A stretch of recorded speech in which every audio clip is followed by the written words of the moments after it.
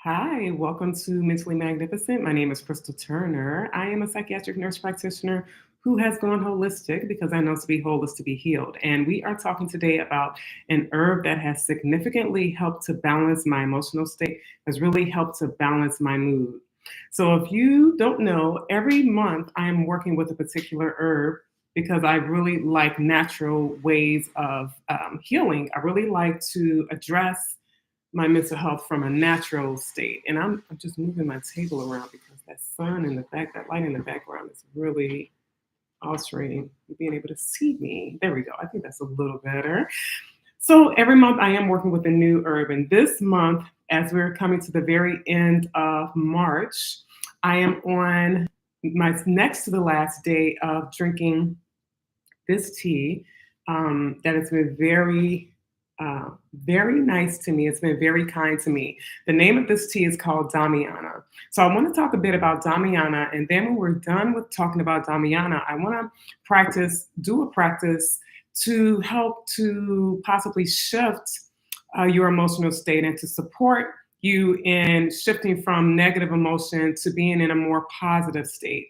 So we're going to do that now. So, Damiana, I'm going to talk about 10 different benefits of this tea that people have used this herb for. And I'm drinking it in tea form. Just so you know, Damiana as a plant, when you drink it as a tea, it is pretty bitter, but bitter herbs are really good. There's a good purpose behind bitter herbs, and I'll talk about that more. And that may encourage you to be able to push past the bitter taste to understand what it does actually for the body. So, mhm.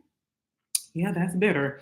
And I tend to not put any type of sweeteners in my tea. I just, when I start my morning, is the first thing I want to drink and start my day with.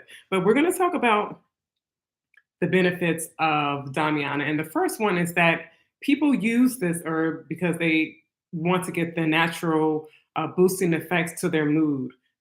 So many people use it for this reason, and there is a substance within this tea called epigenin, and it is. Let me make sure I said that right. Epigenins. Epigenins is a antioxidant. It's a powerful antioxidant that really does help to nourish the cells on a cellular level, and that only helps to expand to how you feel overall with all of your cells working better. And so, with that, many people end up having more energy. Um, their mood tends to be brighter and to get a boost in their mood. And I will say, as I've used this tea all of this month, everyone has their days where they have sadness, and so sadness isn't something to be villainized because our mood also is something that helps us to indicate what's going on within us or what's going on around us that might be off balance. But this really did help me move through situations differently. I didn't soak in any type of negative emotions this month. And I really felt like this herb helped me to just be more upbeat. And even if I had negative thoughts, I really felt that I moved through them easier. And so I look at that as being more spiritual. Like when we have thoughts, we could get bogged down emotionally in them, but it really gave me a brighter way of seeing things or an easier way of moving through those thoughts so I didn't get stuck there. And that's what happens often. We get stuck in those negative thoughts, and then that ends up impacting how we're feeling emotionally. So that's the first thing that this has been known for, is to utilize it to help with the mood. And I can attest that my mood has been on a pretty positive note this month of March. And so I know that this is a herb that I'll come back to, that I'll include in a tea blend that I create, because I've noticed the benefits from it. And reading the kind of the literature on other people's experiences has shown that there is some consistency in there, even though this is not medical advice. And before you try any herb, any plant, I would always suggest that you reach out to your healthcare professional to make sure that's okay. The second thing that Damiana does is it helps to soothe the digestion. And if you don't know that, one of the big links, one of the systems in the body that's so closely tied to our mental state or our nervous system, which is relating to our mental state would be our gastrointestinal system. There's a very strong connection between our mind, our emotions, and our gut health. So to utilize an herb that helps with digestion is something that's further helping with our gut health.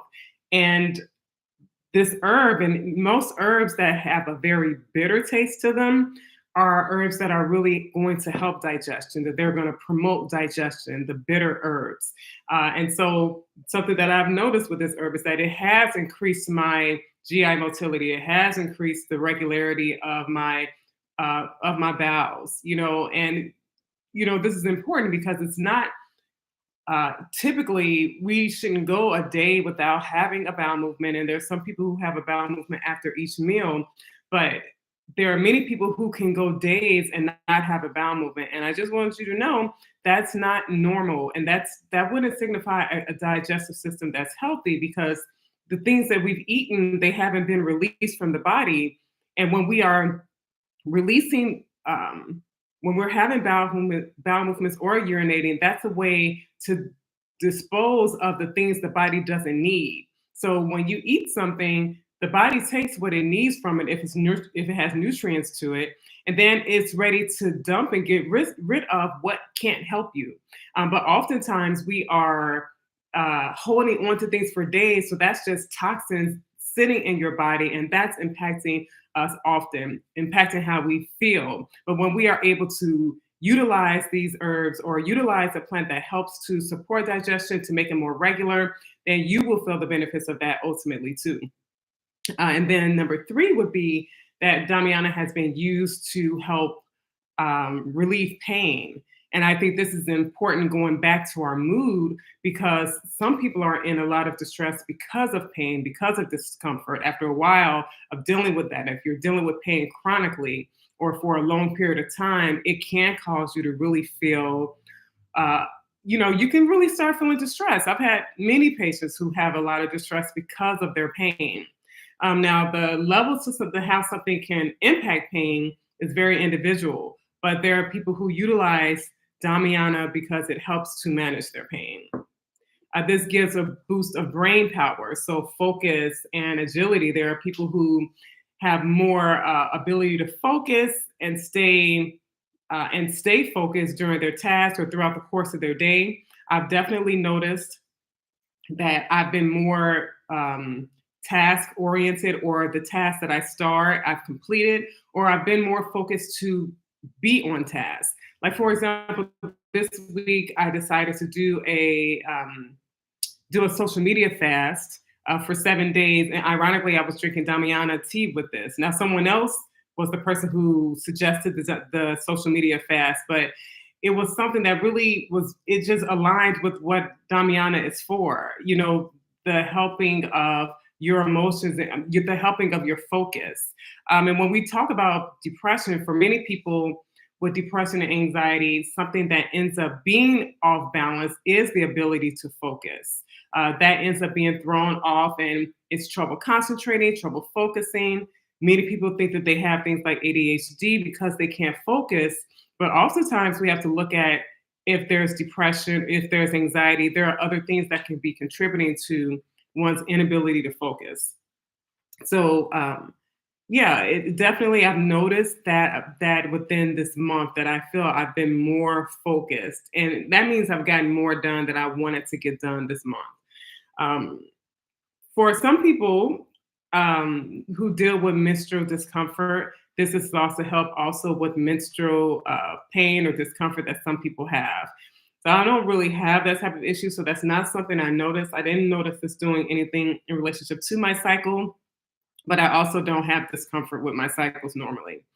And then number seven would be it's thought to be an aphrodisiac. So it's thought to help increase libido for many people. And, that being able to have that, do that activity and have that connection is also something that releases these positive hormones, these happy chemicals that we want to be in connection with someone where you are, having special relations. Number eight would be blood sugar balancing. For some people, they have used this herb Damiana to help with management of their blood sugars. And then it's a rich antioxidant. Antioxidants are really important because they help to deal with free radicals in the body, which are things that are floating around that can cause damage to our cells. So the antioxidants help to manage that and to prevent that. And then it supports respiratory health, according to some literature. There are people who would utilize Damiana to help with respiratory issues that they may be having, congestion or clearing their respiratory system, according to some literature. And then the 10th reason that this has been used by people is because they feel that it boosts their immune system. And when we're sick, we don't feel good. When our immune system is low, we are susceptible to all different types of disease, not just the upper respiratory infection, but we are more prone to all different types of disease when our immune system is low. So being able to have a strengthened immune system prevents a lot of illness that can also contribute to, our mood and feeling down and feeling bad about the conditions that we're going through. But a few things that I also wanted to mention when we talk about mood and we talk about depression is understanding that there is a difference between sadness and depression. For example, one of the things that would be a part of determining if someone has major depression, a clinical type of depression, is the length of time that they're feeling sadness. Like usually it's a 2-week period or longer that they're consistently feeling sad or not getting joy in the things that they normally would get joy in for that same period of time. And there are other things that go along with that in terms of if they're feeling guilt in relationship to things, low self-esteem. There can be issues with sleep, even if you're sleeping too much or not being able to sleep, if you're having issues with your appetite, and that could be overeating or not having an appetite or a desire to eat. There can be anxiety that comes along with having depression. But what it is there's a series of experiences a person has to be having with it that's consistent within that 2-week period. And in addition to that, it's impacting their ability to function.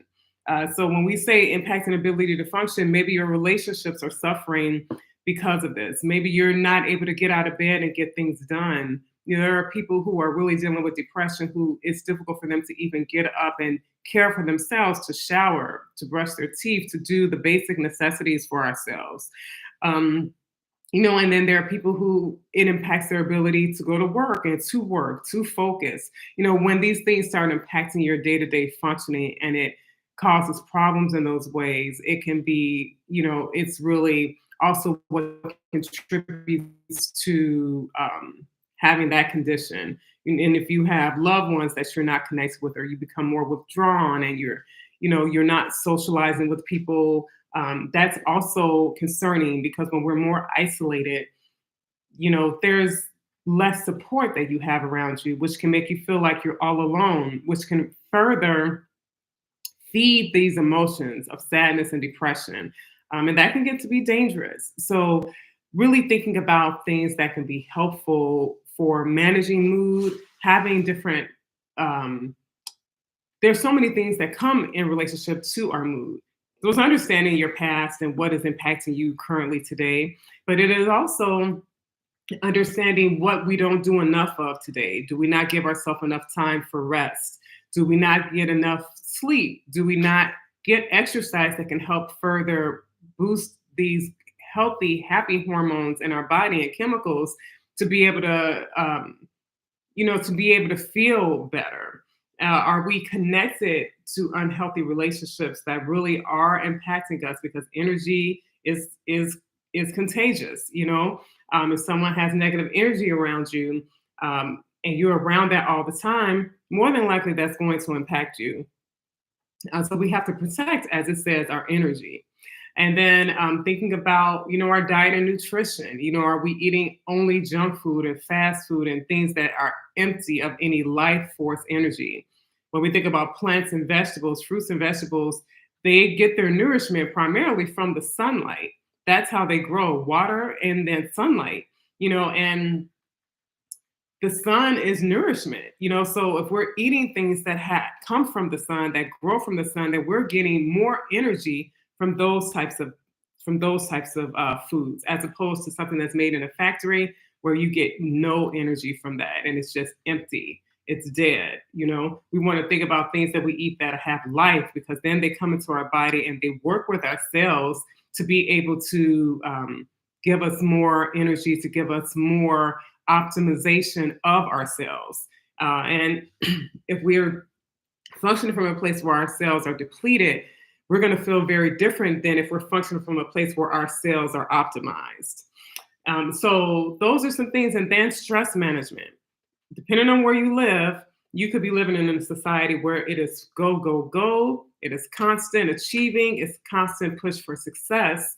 And when we're doing that, that can bring on a lot of stress to be able to constantly achieve. And, in a society that doesn't really give any kind of value to truly resting, all of the value is being brought into achieving and doing. There's no just being.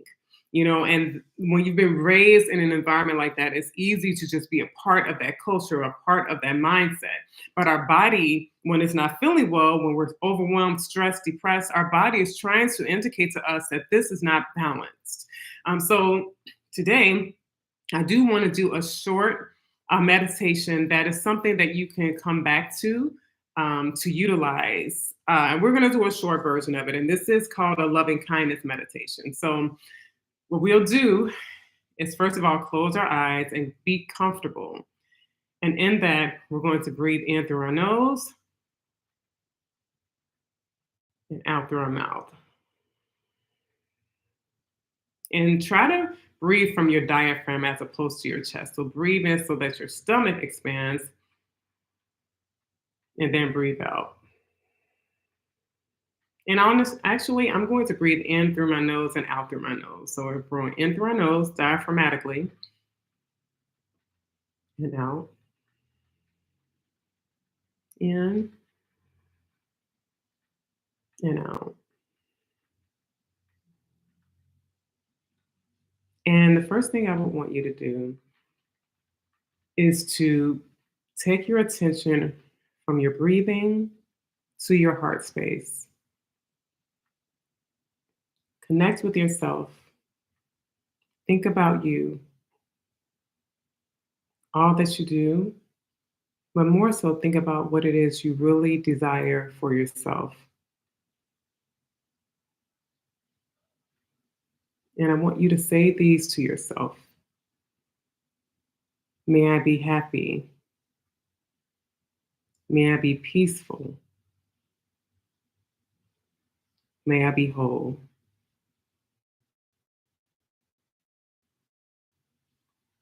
Continue visioning yourself in a place of joy, happiness, that desire that you have for yourself. And repeat, may I be happy. May I be peaceful. May I be whole. And this could be something that's difficult to say to yourself initially, but it's practice that helps us hold space for ourselves, even before we hold space for other people. Allowing ourselves to hold space for ourselves, because we show up different in those times. So we say one more time, may I be happy. May I be peaceful. May I be whole.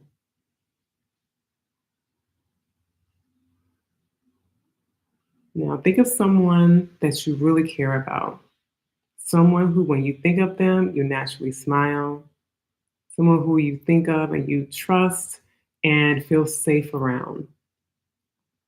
Imagine this person sitting in front of you. Look them in their eyes and say, may you be happy. May you be peaceful. May you be whole. Feel the love for this person rising up inside of you and extending that energy out to that person. Imagine them receiving the love you have for them. May you be happy. May you be peaceful. May you be whole. Imagine this person receiving all of the good energy you're extending to them, and imagine them in their happiness and their joy, and say to them, may you be happy, may you be peaceful, may you be whole. Now imagine yourself come into contact with someone that you don't necessarily have any real relationship with. You don't have any negative feelings about them. You don't necessarily have any positive feelings about them, but it's someone that you see day to day. It could be someone who you see on your walk, someone you see when you're driving, someone you see in the grocery store.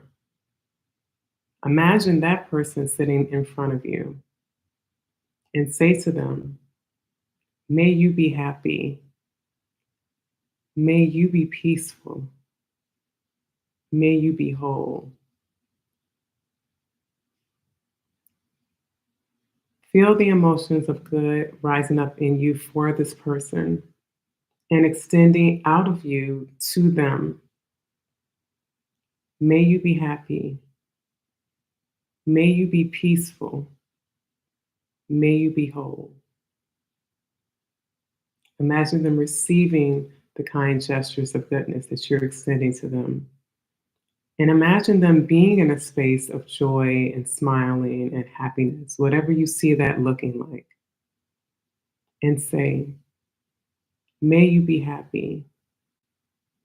May you be peaceful. May you be whole.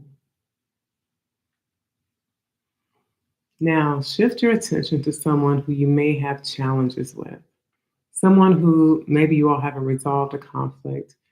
Maybe they've someone who's hurt you. Maybe it's someone that you've hurt. Imagine this person sitting in front of you and saying, may you be happy. May you be peaceful. May you be whole. It may be difficult to say these things to this person. There's no judgment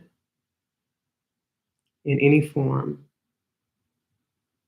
Imagine this person receiving the energy of goodness that you're sending to them, saying, may you be happy. May you be peaceful. May you be whole. Imagine this person in a state of peace. Imagine this person in a state of joy, knowing that you don't have to be one to restrict their need for joy. And say, may you be happy. May you be peaceful. May you be whole.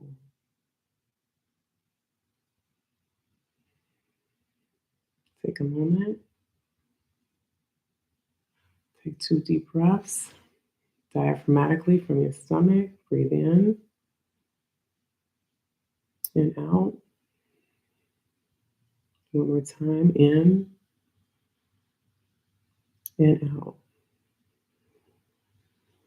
I hope that this meditation is something that helps you to stay in a state of peace for yourself and for other people, and to release any type of emotion that is causing you to feel that you are suffering. I offer this to you. I hope that you have a beautiful Saturday, a beautiful week ahead, and I will see you in my next live. I will be coming on live once a month at the last Saturday of the month. So this week, this month, remember spoke about Damiana. Try it if you are clear to do that with your health professional. And this is a beautiful way to start really healing ourselves, is to first study ourselves in numerous ways. And I hope the best for you. I'll see you in a month. Have a beautiful day. Have a beautiful week ahead.